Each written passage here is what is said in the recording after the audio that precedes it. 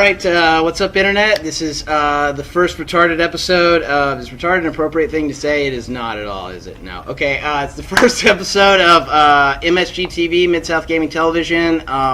We're all here at Wargames Con in Austin. Playing War Machine, and, somebody is playing Warhammer. We don't really care about him. We thought we'd just get on here and give a recap of the first day.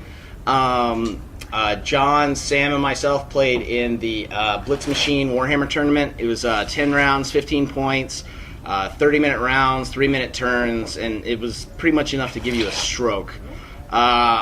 Super fast. 1 minute extension, you're going through your feat turn, beating somebody's caster to death, and the timer's going off.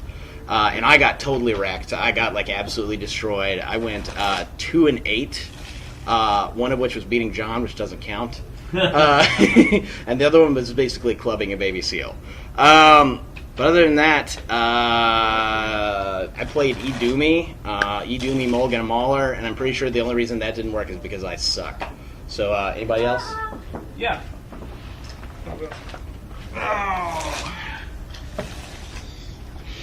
Hey guys, what's going on?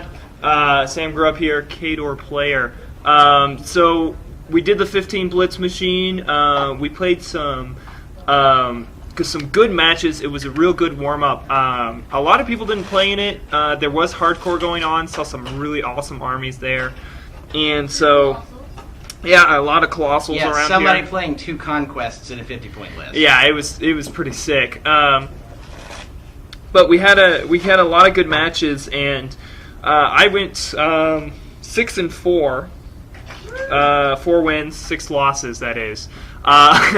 Realized I should have switched that 4 and 6. Well, whatever. It sounded good. Yeah. Anyways, I played Strakov with a Juggernaut, a Berserker, and a Kodiak. It seemed to work fairly well. My basic strategy every turn or every game was just to spread them out and then try to either outflank the opponent or hit them, get them to open up charge lanes and such. But I think Strakov gives you... One of the problems with him is that you are constantly thinking about his feat turn, and it kind of messes up when you're playing Mangled Metal because you move your guys... sometimes you move them into weird situations because you're like, oh, I need to get that charge off, and then you end up losing the initiative. To interject real quick, Doomy's the same way with that +3 speed, free charge, trample, all that feat. You're constantly staring at it, trying to get it off, and if you don't get it off, just should have been beating people to death. Anyway. I just have to say, what's a feat? Is that... I'll stab you.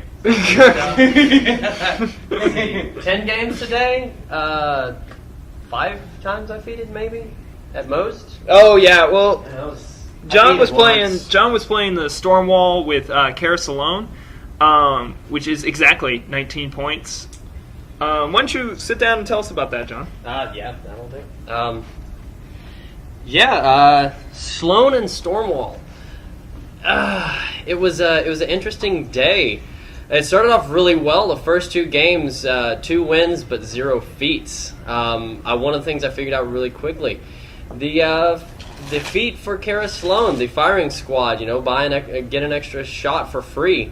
That doesn't work too well with just 1 extra model, and it didn't work too well with Stormwall. But the thing I did like about that is about Kara with the Stormwall is her spells actually were pretty good. Return fire worked to stop anybody from shooting him, or if they did, they took heavy consequence for it. And then of course refuge allowed Kara to get around the board while still dealing some pretty heavy damage.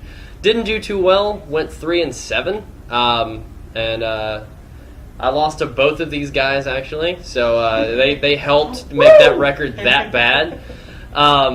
But it was pretty good. The day started off really well. Mine actually, kind of like Jonathan, was a Club of Baby Seal. Poor Crick's player got mauled. I felt bad for him. Another Morton Ebra. I just don't like the guy.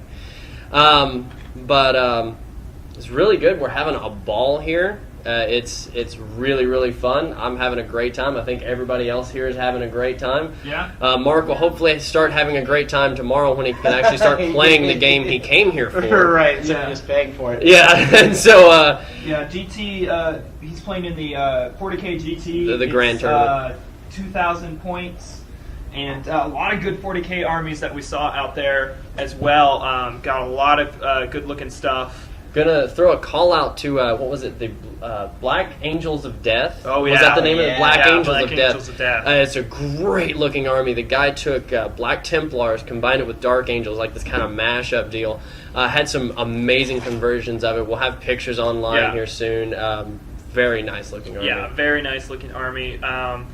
Wargames Con in general is really good. If you guys, I think this is probably the biggest con that is the closest to us, honestly. Mm-hmm. And other than going to Adepticon, which that one's pretty good distance. It's really good. It's definitely more tailored to 40K players. I think War Machine is just starting to make a dent here. Yeah, but they've got probably 16 people today for the Blitz Machine. Yeah, I think at least on day one. I mean, they had a full hardcore, and we managed to get in 10 rounds without playing anybody else. But by comparison, there are so many 40K players here and vendors. It makes your head spin. I did hear the guy talking about the Steamroller tomorrow, which is the main War Machine event. That is going to be. There's 60 players signed up for that right now. With a cap at 72. Yeah, cap at 72. So that's going to be pretty epic. That's going to be a lot of players, but still, I think the GT probably has like 200 players. I mean, I wouldn't be surprised if it was at least 150. It's a pretty nice size tournament. Yeah, it is a good size tournament. Not a lot of fantasy going on right now. We'll have to check in tomorrow and see what's going on with that. Are they having a GT this weekend? I think they are. I think they are. I think it's a 250 or 2500. Something like that. Vendors are very nice. Yeah, and we visited the stores associated with most of the vendors here, or at least some of the ones that have local stores. Both shout out for Dragon's Lair and 10th Planet that we've already visited here on our first day. Very nice locations. I like both of them for various different reasons.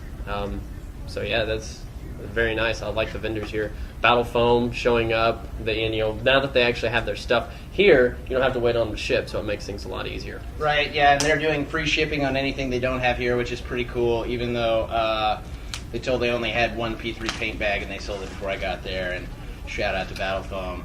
Not nice. Yeah.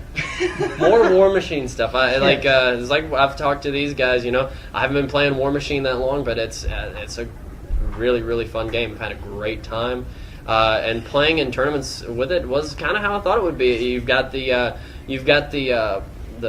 kind of casual nature of 40K mixed with how balanced and competitive War Machine can be.